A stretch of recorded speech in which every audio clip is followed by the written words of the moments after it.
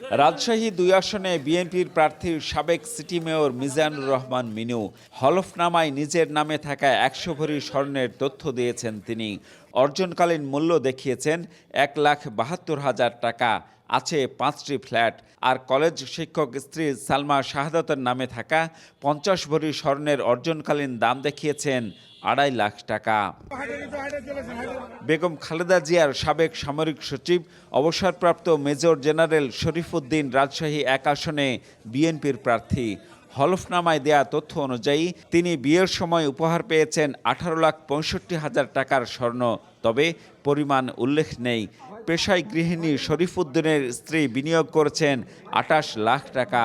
স্থায়ী আমানত আছে আরও ৪০ লাখ টাকা। বিয়ের সময় তিনিও উপহার হিসেবে পেয়েছেন ৮৮ ভরি স্বর্ণ।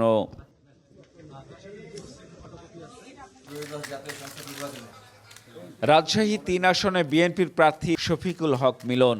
হলফনামার তথ্য, মিলন দম্পতি পেশায় ব্যবসায়ী। স্ত্রীর আছে ২৫ ভরি স্বর্ণ, যার অর্জনকালীন মূল্য দেখানো হয়েছে মাত্র ১,২৫,০০০ টাকা। রাজশাহী ৩ আসনে জামায়াতের প্রার্থী আবুল কালাম আজাদ। হলফনামার তথ্য বলছে নিজের নামে আছে ১৭ ভরি স্বর্ণ, স্ত্রীর নামে আরও ১৫ ভরি, কিন্তু দাম দেখাননি তিনি। ৪ কোটি টাকার স্থাবর সম্পদেরও মালিক স্ত্রী। বিশ্লেষকরা বলছেন, হলফনামায় সম্পদের অর্জনকালীন মূল্য দেখানোর সুযোগ থাকায় অনেকেই তা অনৈতিকভাবে গ্রহণ করছেন।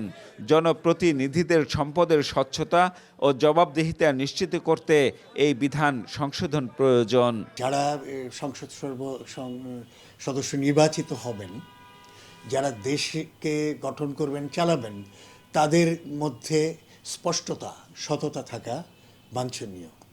নির্বাচন কমিশন এটাকে আরও খতিয়ে দেখতে পারে। তাদের আয়ের স্বচ্ছতা সেটা অবশ্যই প্রমাণিত হতে হবে, কিন্তু বর্তমান নিয়ম কানুনের মধ্যে দিয়ে সেটি পুরোপুরি আসছে না। কাজেই এই প্রার্থীরা যাতে আরও বেশি জবাবদিহিতার সম্মুখীন হন, সেজন্য আইন কানুন নিয়ম হওয়া আরও কঠোর হওয়া জরুরি।